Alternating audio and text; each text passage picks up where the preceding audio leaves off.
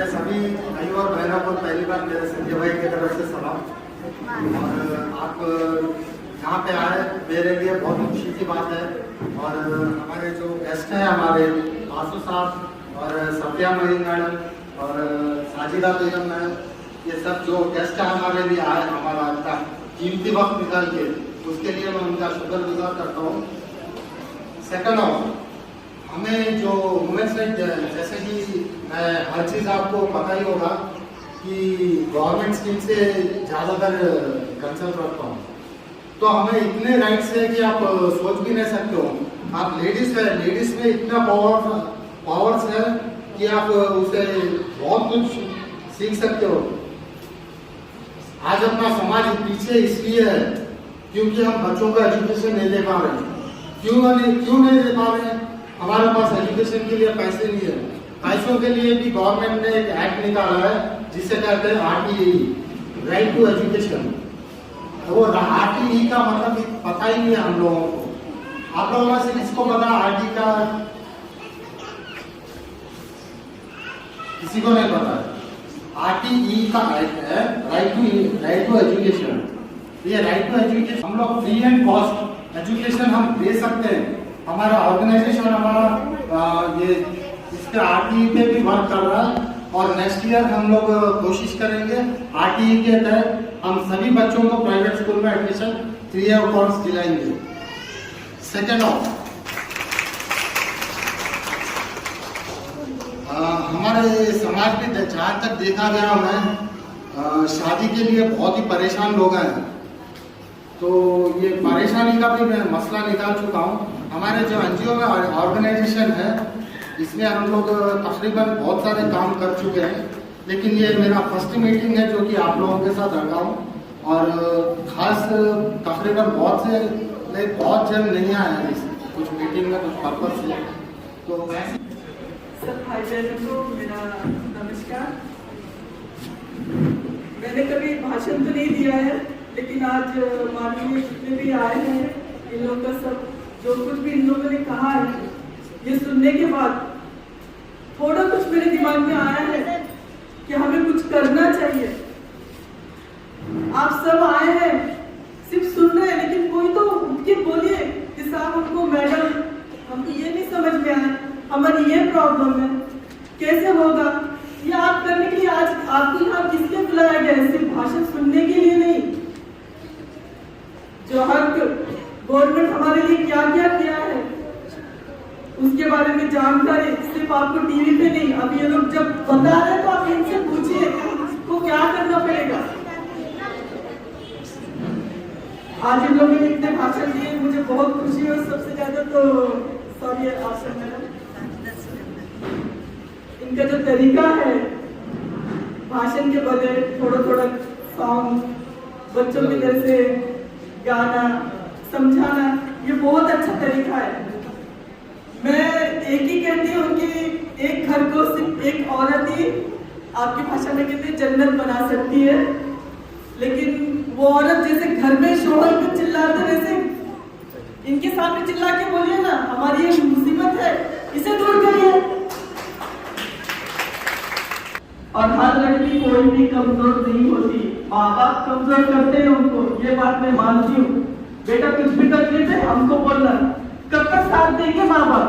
जब तक उनकी जिंदगी तब तक, लेकिन हमारे संसार की लड़ाई हमको ही जीतनी है। इसलिए माँ बाप को तकलीफ मत बढ़े, जितना हो सके अपनी तकलीफ हम खुद दूर करें। सास तकलीफ दे रही है तो उसकी कमजोरी पहचानो, तो किस बात में खुश होती है, उससे लड़ाई मत करो। देखो कि ये किस बात पर अपना बात सुनेगी। ससुर का देखो देवर है, जेठानी, अगर हम प्यार करें तो हम सब कुछ हासिल हो सकता है। और एक औरत की वजह से जो काम हो सके वो मर्द नहीं कर सकते। बस इतना ही कहूँगी मैं, कहने के लिए तो बहुत कुछ है, जिंदगी में बहुत कुछ सहा है मैंने। और मेरे पिताजी जो है बहुत सपोर्ट करते हैं। मेरे ख्याल से हर पिताजी अपने बेटी से बहुत लाड प्यार करते हैं। और एक पिताजी होते जो बेटी को आगे बढ़ाते, उसको गुस्सा करते, सब करते, लेकिन उसने बेटी को बहुत नाराज किया थी। लेकिन उन्होंने ये नहीं समझ सकती कि आज हमें डांट रहे तो कल को हम यही कदम करके दिखाएंगे। माँ बाप का प्यार लीजिए, लेकिन उन्होंने बताई हुई शिक्षा संस्कार भी लीजिए। और पति का छोटे का बात को ये दिमाग से निकाल दीजिए, पति को ऐसा बांध के रखिए, उसके परिवार को बांध के रखिए। देखिए मैं ये बात मानती हूँ कि जब मिलेगा और ये हक हम लोगों का है। आज आप लोगों को इतने आदर से इन लोगों ने बुलाया, आपका कीमती वक्त हम लोगों को दिया है इन लोगों ने। ये किस लिए आए? सिर्फ भाषण देके जाने के लिए नहीं आए। हमारी प्रॉब्लम क्या है जानने के लिए आए हैं। तो हमारा क्या फर्ज बनता है बोलिए? क्या यहाँ पे आप सब लोग खुश हैं? किसी को कोई प्रॉब्लम नहीं है? बोलिए, ऐसा है कोई कि किसी को भी कुछ प्रॉब्लम नहीं है? बोलिए कि जिसको प्रॉब्लम नहीं है, सबको प्रॉब्लम है, लेकिन बोलने के लिए डर है। क्यों? जैसे ये लोग हैं और इनकी वजह से हम लोग, ये तो डरना किससे? सिर्फ भाषण सुनकर घर में जाके खाना बनाना ये लाइफ नहीं है। जब औरत घर में अच्छा खाना बनाती तो बहुत तारीफ होती है। यही अगर हम बाहर जाके जैसे मैडम लोग समाज सेवा कर रहे हैं तो ये हमारे लिए बहुत अच्छी बात है। आप घर का खाना खिला के सबको खुश कर रहे हैं, लेकिन ये अपनी सलाह, अपनी मेहनत, अपना वक्त दे करके हमारे को जो टाइम दे रहे हैं, ये हम बहुत खुशकिस्मत है। बहुत कम लोग ऐसे करते हैं। अगर कुछ गलती हो गई हो तो सॉरी, मैंने कभी कुछ बात बोल रही है। आज संजय साहब और माननीय जितने भी हैं, आज पहली बार मैं इस मीटिंग में आई हूँ। मुझे बहुत खुशी हुआ और कोशिश करूंगी कि हर मीटिंग में आऊँ और आप भी आएंगे ऐसा लग रहा है। लेकिन प्लीज जबान खोलिए, कम से कम हंसते हुए बोलिए, रोते हुए बोलिए या कुछ परेशानी सुनाइए, लेकिन कुछ तो बोलिए। कुछ नहीं होगा। मीटिंग किस लिए रखते हैं आप लोग? सिर्फ ऑटो खर्चा करके आके चेयर पे बैठ के तो हो गया मीटिंग। उन लोग कीमती वक्त निकाल के आए हैं तो आप अपनी प्रॉब्लम बोलिए ना। वो बाहर समझते हुए सारी प्रॉब्लम देख रहे हैं और शायद दूर भी कर। ये साफ है, ऐसा दिल खोल के बोलना चाहिए। जब तक हम बोलेंगे नहीं तब तक हमारी प्रॉब्लम सॉल्व नहीं होगी। और एजुकेशन की बात चल रही है। एजुकेशन एक आज बिना पढ़ी लिखी औरत भी मोबाइल पूरा चला सकती है, व्हाट्सएप, फेसबुक, सब कुछ। तो फिर अपनी प्रॉब्लम क्यों नहीं दूर कर सकती है? उसके लिए पैसा लगता है क्या? बोलो ना। औरतें गंदे काम कर रही है तो गंदे काम करने में मर्द भी शामिल है। ये लोग पैसे देते तब तो लोग आगे बढ़ते। अगर ये अपने बीवी से ईमानदार रहेंगे तो कोई औरत इनके सामने नहीं आएगी पैसे देने के लिए।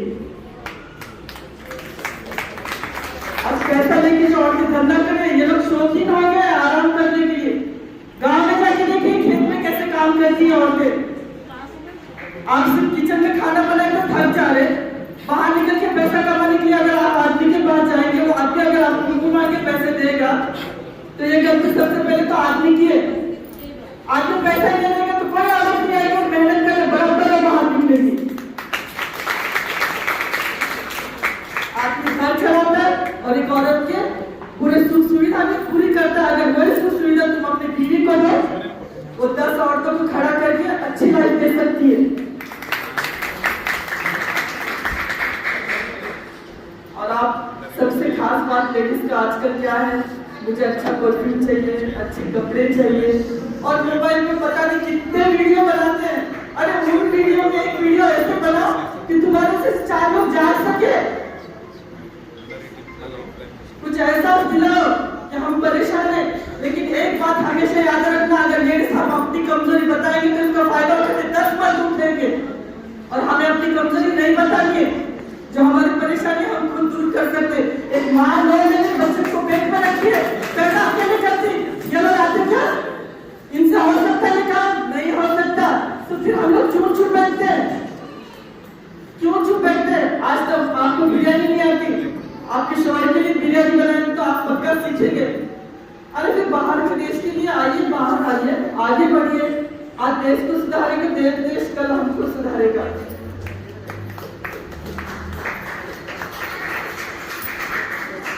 और संविधान की बात यह है, देखिए इंसान जब पढ़ता है तो बहुत कुछ सीखता है और बहुत कुछ बनता है।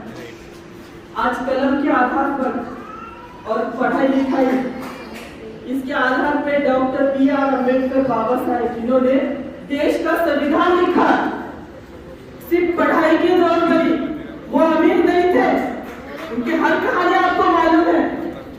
भूखे रह के भी उन्होंने पढ़ाई की, परिवार को त्याग दिया, लेकिन पढ़ाई पूरी करके एक ऐसा संविधान बनाया कि वो हर किसी के आज काम आ रहा है और हमेशा आएगा।